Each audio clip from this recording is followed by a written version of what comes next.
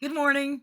Or should I say, God morning, because that's what we're going to talk about today. That's going to be the positive message today. It's just been sitting in my head all week, and I was like, maybe I need to just do a Monday message on this because one morning I was sending a text to one of my sponsees, and I started to write good morning, but I missed a no when it said God morning. I was like, ooh, that's cool, and so it's just kind of been sitting with me, and I was like, oh, you know, it really is true, you can't have a good morning without God in the equation.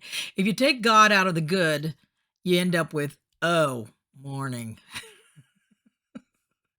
And when I don't have God in the morning, usually it's, "Ugh, morning." When I add God in the equation, it's always such a better day, such a better way to start the day. And how do I add God in the morning? How do you add God in the morning? Um, do you do like a meditation? I always start my day off. If I try to, I don't. Some days are better than others with this, but I try to start off on my knees by my bedside in prayer, talking to God.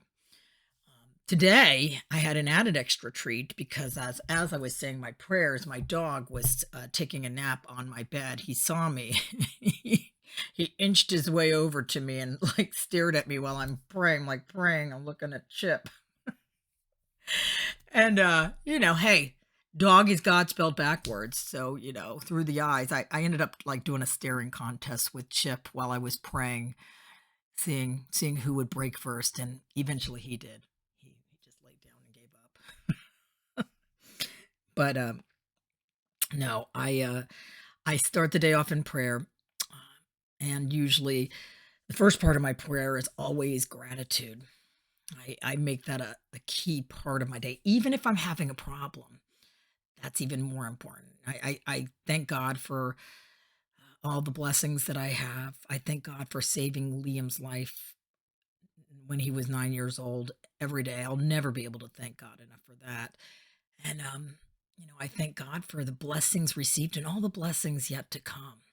And then, like I said, I thank him also for my problems that I have today because somebody had mentioned this to me a long time ago that if you thank God for your problems, make sure to give gratitude for your problems. Like that doesn't sound very doesn't sound like something I really want to do. And so I tried it, and suddenly it worked. And when I said gratitude for the problem, it was actually Brian was having trouble finding a job. We were dealing with some unemployment. I was bearing the brunt of the bills with my measly paying job at Universal Studios. So, um, while Brian was looking for work, we came so close so many times, and I finally just said, thank you, God. Thank you, God, for letting Brian be unemployed because it's giving him time to spend time with Liam and get to take care of his son. I also get to witness your miracles in action. And I know that your hand is all over this, and I give it all over to you. So by giving gratitude, it took the negative out of it and changed it to a positive message. So, so yeah, I give gratitude for the problem. And then I usually read like a little morning meditation if I can. Usually my go-to is Melody Beattie, Language of Letting Go. I always love that. And if it's a good one, sometimes I'll forward it over to one of the girls that I'm working with and think, hey, might want to read today's. Today's a good one for you. Because sometimes I swear the message looks like it was meant directly for the person that I sent it to. And and then I just ask God to guide me through the day, and of course keep me free from self-pity. And I say, help me not to walk in fear today, Lord. Help me to walk in faith, knowing I'm just where I need to be, just where I am, just as I am, just for today, and all is going to be okay. And I give it all over to you. And I would like to usually incorporate the third step prayer, which is a part of 12-step recovery. And I say, God, I offer myself to you to build with and do with as you will. I pray that you release me from the bondage of self, that I may better do your will and take away my difficulties, that victory over them may bear witness to those I would help of your power, your love, and your way of life. May I do your will always. And I turn that over to God. And then today I incorporated the sick man's prayer for some people that I felt I needed to have more compassion for than disdain for. So I said the sick man's prayer in the mix as well. This is a sick man. Please, God, show me how I can be of service to this person. Save me from being angry. Thy will, not mine, be done. I give it all over to you. And then I ask for patience, tolerance, love, understanding, and forgiveness, and to look at the person through eyes of compassion versus eyes of resentment. And of course, I pray for those who are going through rough times as well, especially some of my girls in early sobriety. I like to give a shout out to God for that one, for the girls that I'm working with in early sobriety. And those that I'm not working with, we actually had 2 girls this past week walk in with shot livers, and they're young, and they have shot livers. And I think COVID I was thinking about that because there was within this past, since I started going to meetings in person again, I've ran into 3 young women who livers they're gone, they're bad. I think COVID just accelerated people's alcoholism because of the isolation.